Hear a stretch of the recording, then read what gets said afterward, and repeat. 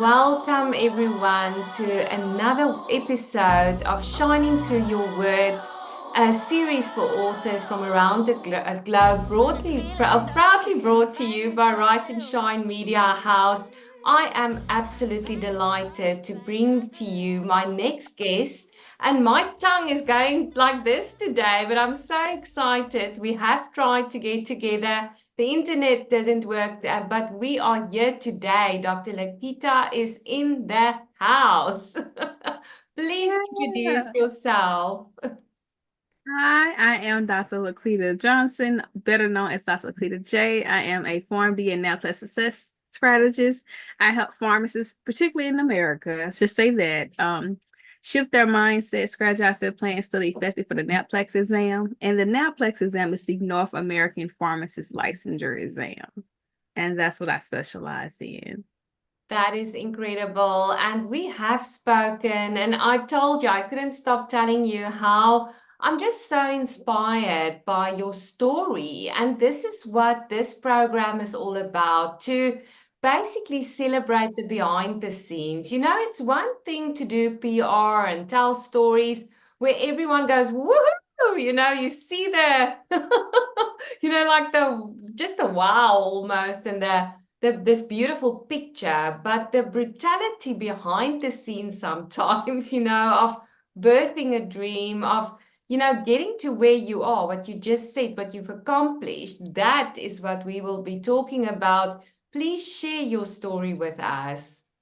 Yes, I am a pharmacist by profession, and I became a pharmacist. I graduated from, I'll say this, I graduated from pharmacy school in 2016, but I had trouble passing my boards. So I didn't officially get licensed until 2017. And it took me about three times to pass my exam, and that was a lot. It made me even question, was it a sign that if pharmacy is what I wanted to do? Because even my last year of pharmacy school, I realized like how I was taught being a pharmacist was not how I wanted to be a pharmacist. I didn't want to treat the disease, I wanted to prevent it.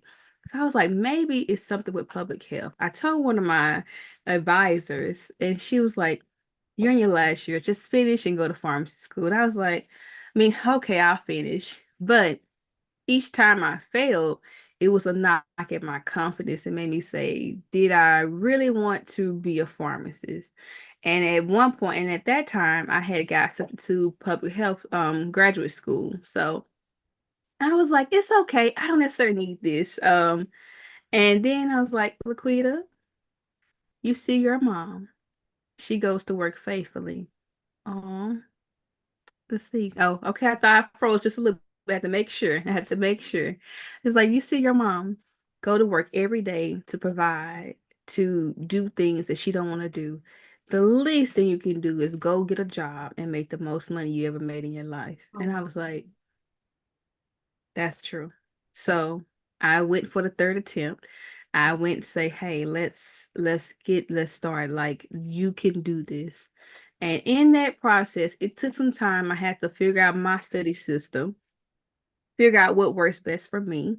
And eventually I passed the exam and I began practice as a pharmacist. And then along the way, I have a couple of classmates say, hey, I'm having trouble pass the exam. Can you help me? And I was like, sure. And I started helping my classmates. But then, like I said, I got into graduate school, so I couldn't do it anymore. So I was like, hey, I can't do this anymore. I got to focus on school.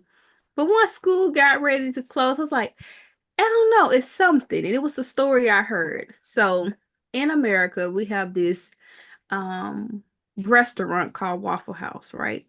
And it's like a typically Waffle House, no like negativity towards the brand or whatever, but however, they typically place them in, a lot of times they're placed they're looked as like low class type places if someone was to work there.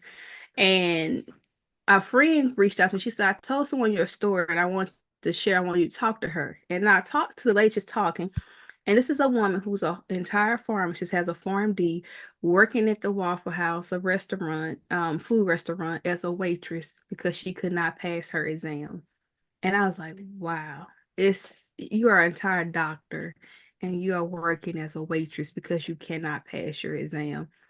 And that was the beginning of the story that someone else said. I was like, you know what? I think it's time. I think it's time for me to come out with this practice to help pharmacists pass their exam. And that's where I started. It was like, it's time. And I went to help pharmacists pass their exam. That was my initial thing because me, I'm just the type of person where I like to see the underdog on top. When people thought they said I was a failure, many pharmacists, when I could not pass my exam, I went to work. They were mistreating me.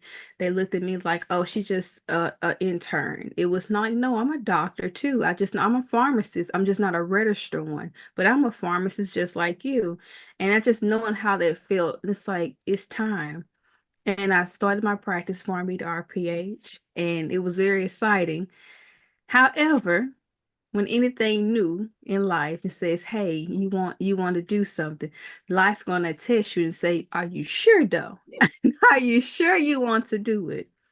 So I took a leap of faith and I went to I'll say I took a leap of faith. I was still a practice of pharmacist. I was like, I'm gonna build my company at the same time. And I started, then my contract ended. I had a job, my contract ended, and I got another contract. So I got this job, and moved across the country. And when I moved across the country, I was like, I'm gonna build a business at the same time. And when you're moving expenses and stuff, that comes a lot. So I realized that was a lot, moving expenses. And then the contract ended because it was in 2020, the pandemic started, and I lost my contract. And I was like, okay. And it was very sad. I was very sad. It made me even question even more. Is this something that I want? Is this life shifting me to something, another direction? Because it seems like every time I'm trying to move forward, I want to move in this profession. It seems like it's always something. And even to the point of just going to pharmacy school, getting into pharmacy school, I had to retake so many classes in undergrad. Didn't get into pharmacy school, never failed the exam, but afterwards, filling the boards. Then this job, I couldn't pass my exam, so I got fired from my first job because I had a contract that I couldn't pass in time. And then now I'm being let go for the second time within this field, made me question myself, my being like, is it something I really want to do? And I said, it's okay. We're just about to go full force in what we decide we want to create. And we just went full force in PharmD to RPH. And I focus on that. I was like, I'm not gonna worry about it. It'll be okay. And I end up relocating back to my home. And it was such a pleasure. At first I was upset because it's like I'm a whole doctor. I'm in my childhood bedroom. That's a lot to deal with. Like all the accomplishments you made to be back here, and I was very frustrated and irritated with life. But I was like, let me just lock in. And it was November 1st, actually, when my mom, I got a call from my mom telling me she's been diagnosed with lung cancer. And all I could say was, God, I thank you. Because I saw it, me coming back home as a thing of, hey, that's bad. Look at you. You supposed to be doing this. You're a whole doctor. You supposed to have this lifestyle and doing this. But I was able to spend the last 6 months of my mom's life with her. And I look at that like, I thank you because that couldn't have been, even to the point of just being honest. I shouldn't have, even when it took me 3 times to pass the exam, I was so anger and bitter how they were, I was not even bitter, frustrated how they were treating me at work because I couldn't pass my exam. They treat me like I'm a failure. That in my mind, when I passed my exam, I was, well, you're gonna have to respect me. And it was gonna be a pride issue. And I was like, Lord, I thank you because I could have been a very prideful woman. Because I have this title, you have to respect me. And I'll be hiding behind my title. But everything needed to happen because I realized I'm not a person who's wrapped up in my title. And I'm that not at all. And that is wonderful to hear because that is my next question to you. You know, it's like the world teaches us failure. It's a fail, but it's not a fail. With our previous conversation, we were talking about resilience, the word resilience, how you are such a winner by sharing this story, because it's like people just always look at the trophy, but you don't see the behind the scenes, the standing up, that absolute courageous moments where some, after the first failure would have said, I'm done, I'm walking away. So that is 100% my next question is, Dr. LaQuita, what would you say to anyone that's tuned into our podcast, to our interview, that's going through something that's really struggling, that they also questioning themselves? Because I do think it's normal when you embark on anything big. These moments come, in life where you wonder, self-doubt, imposter syndrome, all that other stuff, that will keep you back. What advice would you give to the person that's going through something very big at the moment, on the verge of giving up? Mm. One is to absolutely feel. Do not suppress the emotion. It's so easy to keep ourselves busy and not address the root.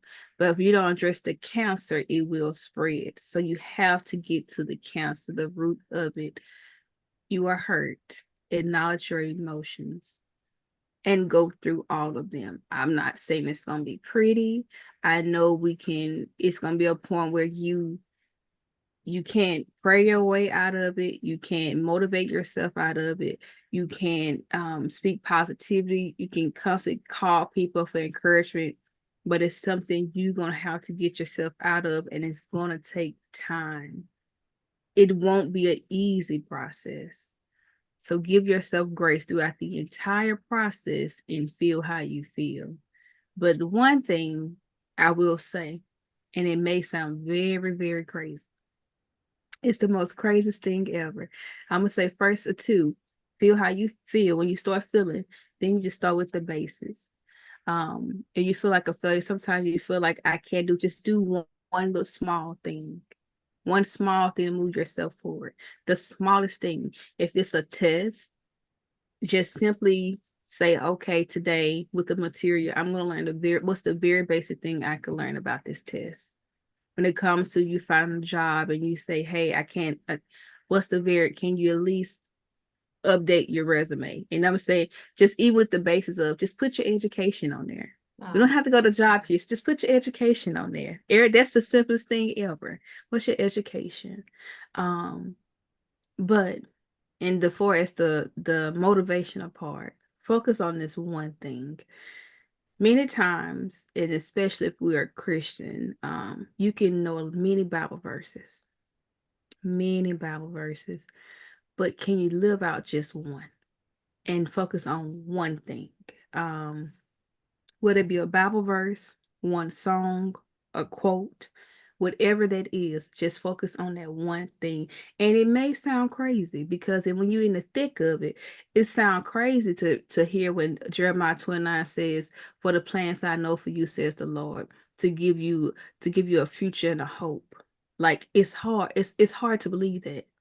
It's hard to believe that He's gonna give you a future and a heart. Like I'm hurting, I'm in pain, but you send me your future and a hope. It's hard to believe it.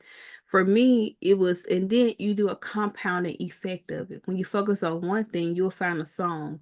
For me, it was one song I'll listen to every single morning, on top of having me a Bible verse, on top of having a quote.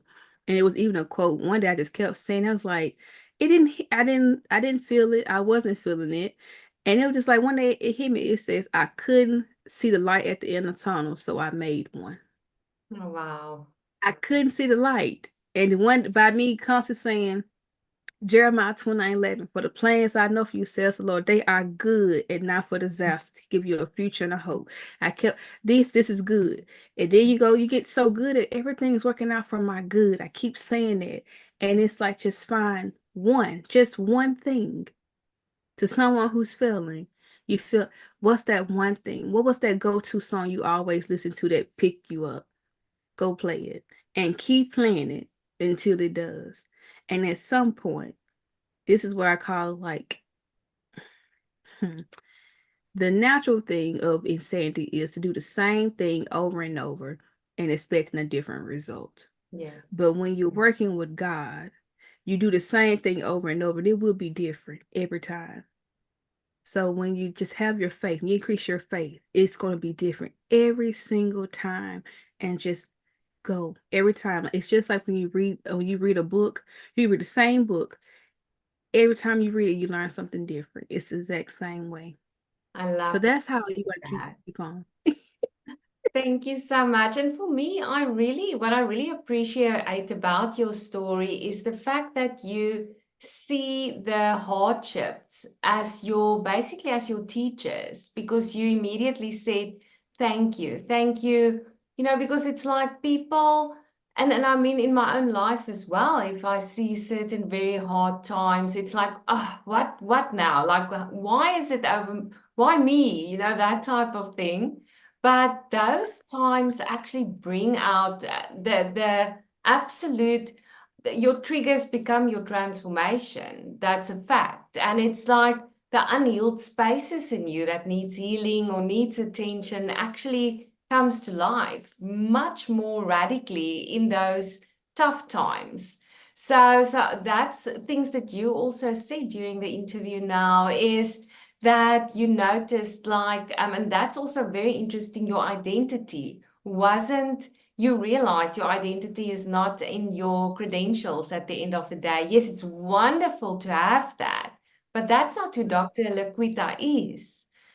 So that's almost the next question I would love to ask you is how would you, anyone that has an identity crisis, if you look at it, because if you look at the world, society, women needs to be a certain way. That's a whole nother interview on its own. But what would you say? What is the characteristics of a very healthy identity that's not linked to status, to, like that would be, I'm fascinated to hear what you would say.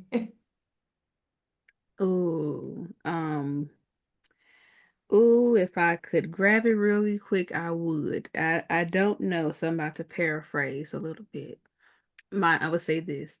The first answer to LaQuita answers, because I was gonna repeat something I read in a quote. I Ooh, mean, a book. It was so good. It was a book. It's the question of who am I? Oh, this is it. She said, "Who am I?" She's like, I could say my profession, but that's what I do. I can say that I am a mother, I'm a wife, I'm a sister, but those are my relationships. I wow. can say I like to paint, I like to color, I like to listen to music, but those are my hobbies. Who am I is really the question. And that's how she starts it off. It's a book called Broken Crayons Still Color. Oof. And when she said that, that's a powerful when it's broken crayons, but you still have color. Because oftentimes we want to be perfect, have the crisp crayons when we get the coloring. But even if it's broken, it's still colors. Wow. And and for how you find your identity is something I've learned as you grow, as we become wiser and get older. Who you were as a child was your most authentic self. And the honest thing to do is to unadult, to learn go back all the things you have learned as an adult and who you were as a child, you were your most authentic self. And just go do something. How you gonna find your identity? What is something you loved to do when you were a child? Oh, I love Go it. do it.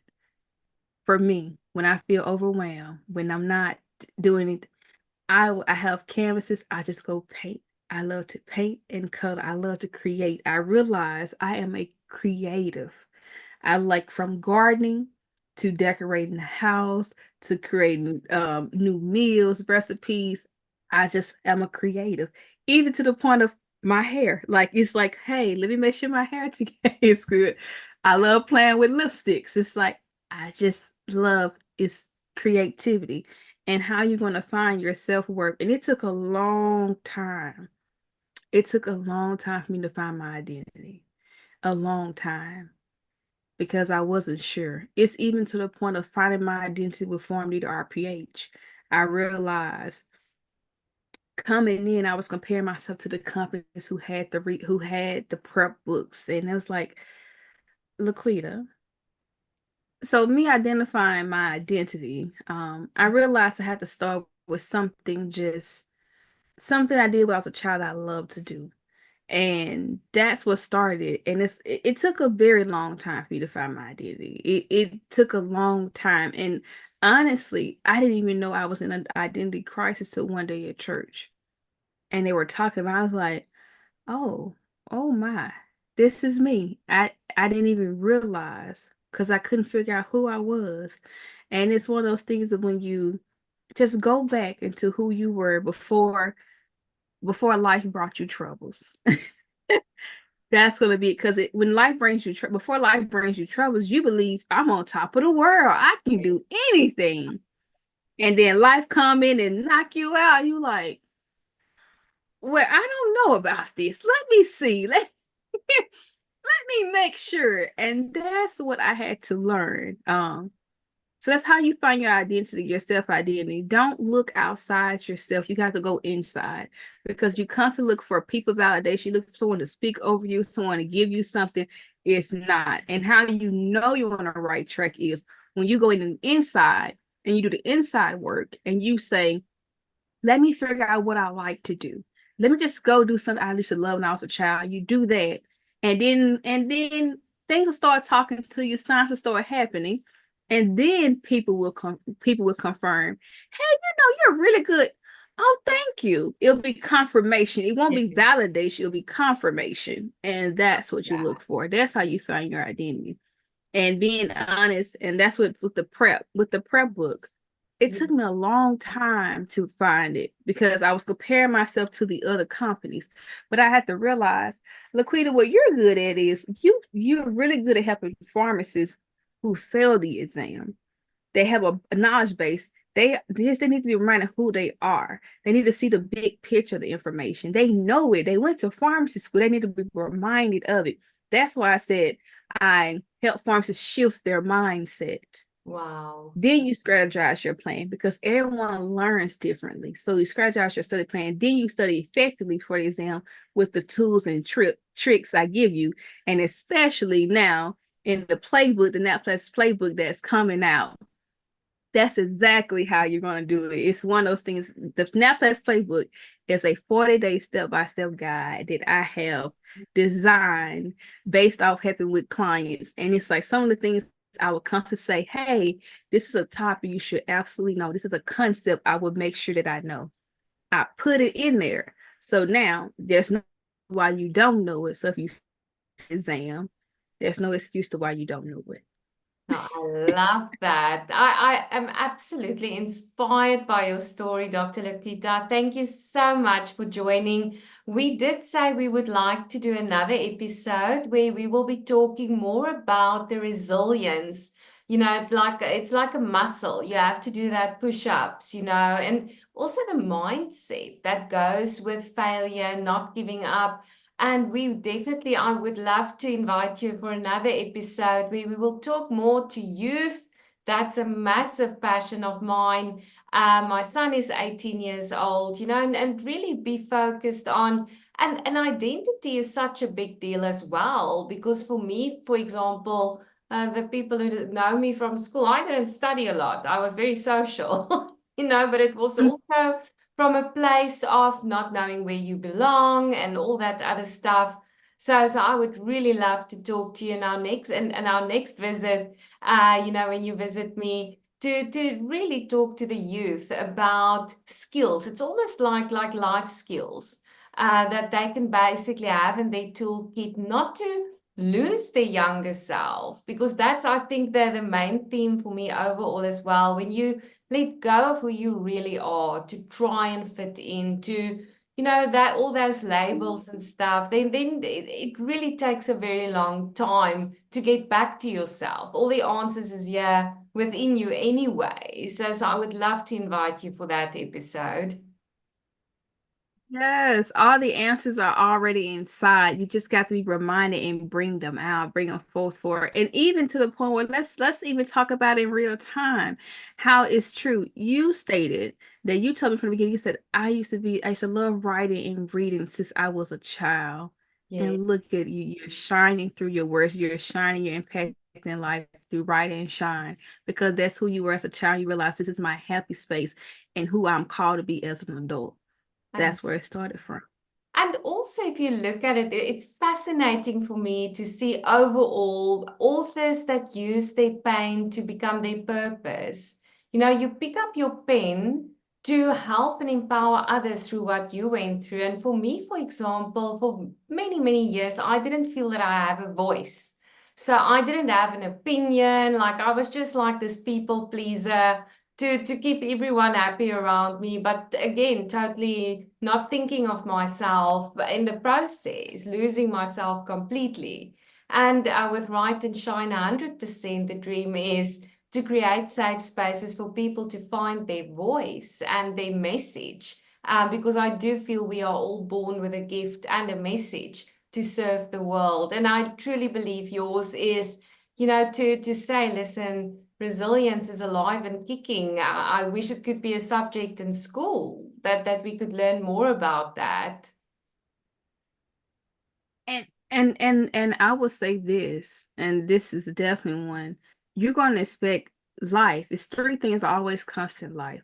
You're either in a storm, going through a storm, or coming out of a storm. The thing is how you bounce back is all about the recoil, like how quickly you record back. That's how it's going to be. Sometimes your recoil may be this long or this short.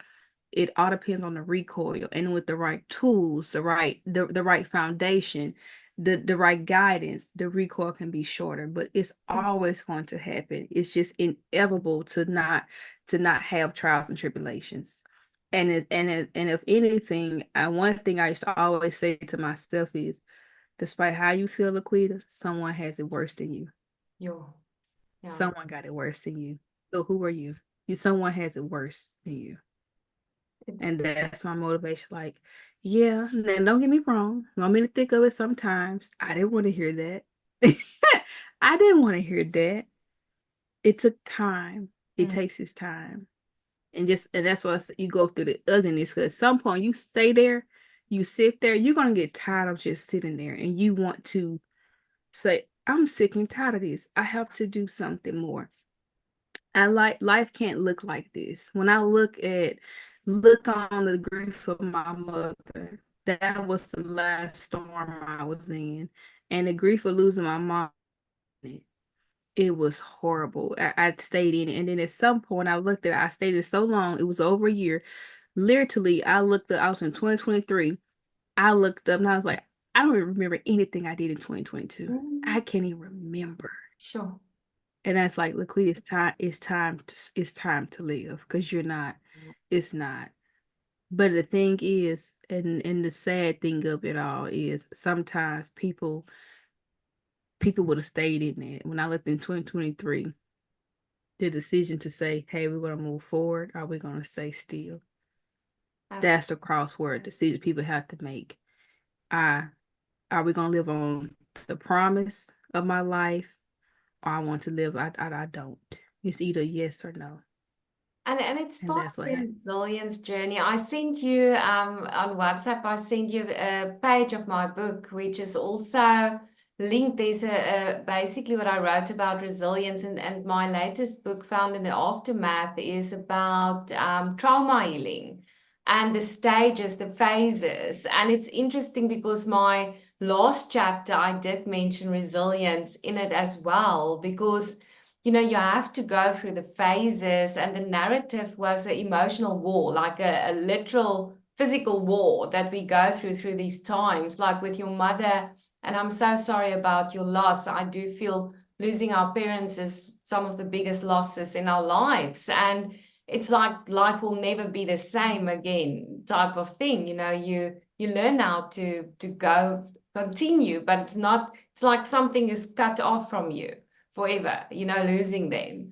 And it really is for me in this narrative that I wrote as well. It's to move on in the phases, through it's the anger, it's the denial, but then the resilience comes in where you say, are you going to sit like you said, or are you going to move forward? And that's why I would love for you to come visit me again, so that we can really unpack this, especially for the youth, because I wish, I knew what I did, but my son knows now. I hope he applies. I believe he does. But it's just so different in a world with Google and, having access to Spotify and all these spaces, to really, and it's a mindset thing as well, but you need to sit with the emotions. Don't underestimate that time sitting in it. You have to sit and you have to deal. You have to be, the first thing is to be aware of Yes. how you feel. There, Awareness is always the first step. In so many disease states, the first thing is going to be awareness. We yes. have to be aware of how we feel. And once you start that, and again, that depends on too how bad it is, and unpacking the trauma behind, unpacking some things, because my mother's death came with trauma. Even the trauma I stated with just feeling like getting the trauma of others treating me like a failure, treating like I'm less than. That's trauma. It is. Then it's to the point where when I come home, I'm performing at work, and when I get home, I'm just so exhausted from performing. I want to do nothing. I can't study. Yes. I realized too my environment was impacting me. And when I went to get a license, I left that environment, went to a new environment, and came back to the old environment, new and approved, because I had the confidence. I had to rebuild myself Yes. back up. Oh, no, well done. And the whole thing is when someone close to us gets sick, it's a massive trauma. I do think, like, if I look back, my mom also passed away.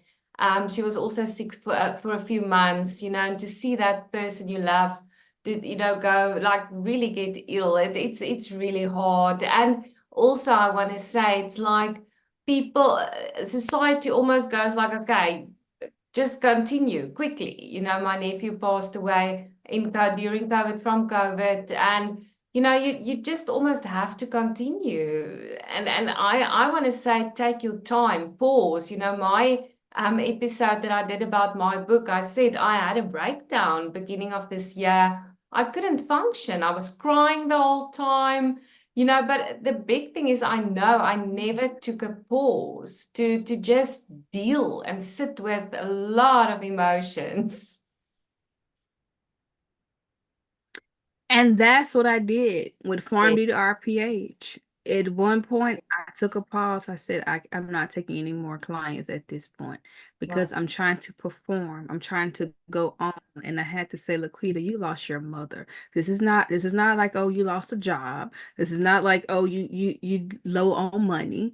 This is a whole person who's been here your entire life, who loved on you, who was your biggest cheerleader. You just cannot treat this like it's some other storm in life. You Exactly. have to go through it. You have to just sit. And I did just that. Well done. And and it's too, again, environment, mindset. I will say all that because I have tools, mindset, environment. Yes. Those two things that come into play. That mindset and environment mean physical and the people you surround yourself with. Yes. It Yes. all of that plays in. 100%. And especially in those moments where you're sucker punched by life, because nothing can prepare you.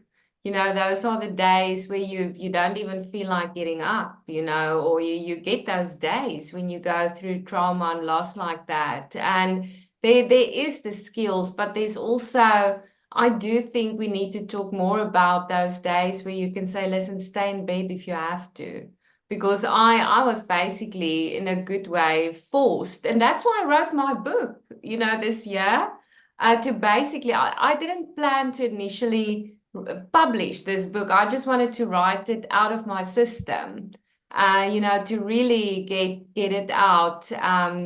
Shame. Yeah, it's hard. I'm sorry. No, I'm don't. having a real moment because before we got on this call, A little girl I knew commit suicide today. Oh no. And it's such a hard thing. It's so like youth and resilience. And what you speak to the children, what you say to them is so important. I'm so It's so sorry. important what you speak and say to people. It's the most important thing because you never know what people are going through. They always got their stuff they're constantly carrying around. And you Exactly. just don't know. No, I'm You so just don't know. And it's, yeah, I'm sorry. I'm just like, oh, you hit it. That's like, oh, no, and I was don't. like, oh, I was doing good. I was doing good. I had to. And to sit with it, I'm so sorry. It's really, you know what? Yesterday I actually drove past a person who got killed in our town, and I felt today I was like out of sync. I didn't feel, also a 19-year-old person, boy, student, but it's horrific. It's horrific, and I'm so sorry for the loss for both parents and families, and it's terrible. Yeah. Get myself together. It is. It's so yeah. It's terrible. It's never like good news. It's really not good. And the thing It's a is, lot. Dr. LaQuita, thank you for being so real. This is why we do this, is to talk about real stuff, real issues, real people, why we do what we do. And, the youth, I don't want my son to think for a minute success is, passing your tests. I'm sorry. Like that is not real success for me. And I'm not downplaying education in any way. But the real success for me is, dealing with the hard stuff, being a kind human being, making other people, just smile. It's not the big things, it's the small things of a character, doing the right thing when no one is watching. The list goes on. And that it would be absolutely my honor for our next episode when you come and visit me again, to really focus on that for the youth, especially with what you said now. We need to talk about more, and that for me, a lot of my authors talk about mental health, but I'm very passionate about the youth to make it very, very loud and clear. You're not a failure, but adults as well. You're not a failure if you don't reach certain levels. That doesn't make you a failure. Failure is when you quit, when you give up. That's when you fail. Yes. That's when you fail, when you quit. And also on When you quit. yourself. If you quit on yourself, like your dreams, if And that's it. It's not even, and I'm glad you said that because when I say it's never on the outside, it's always in the inside.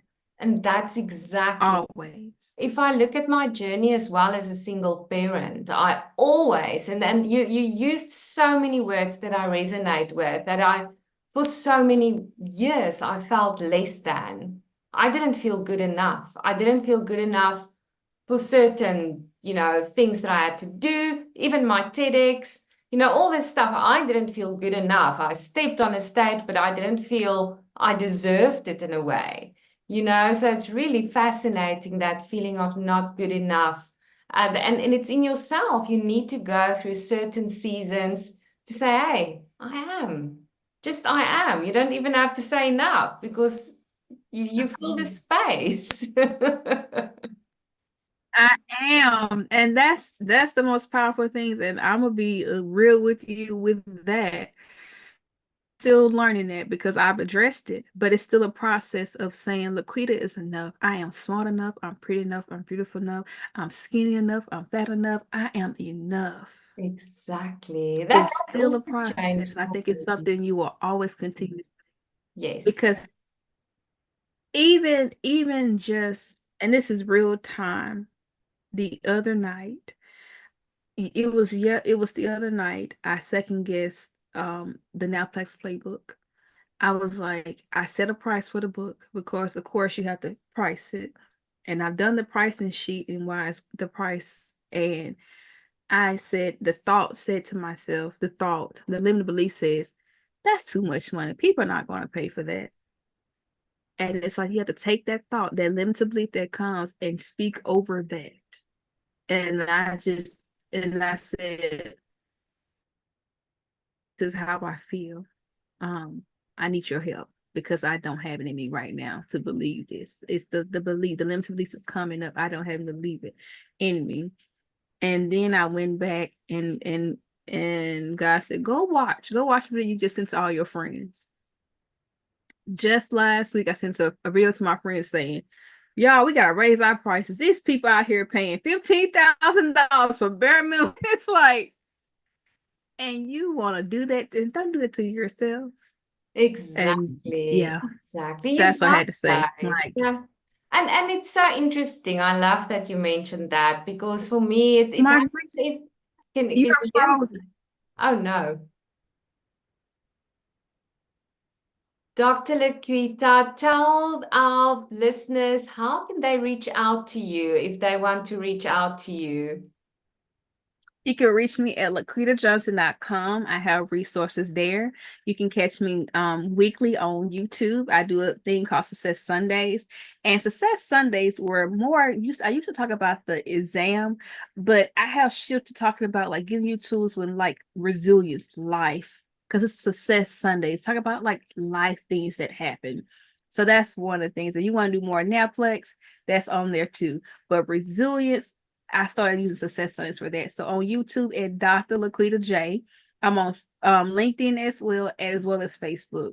So I'm on a lot of platforms, but the most consistently you can find me on is LinkedIn and YouTube and Facebook. And you just type in at Dr. LaQuita J. Sorry, this my name DRLAQUITA in the letter J.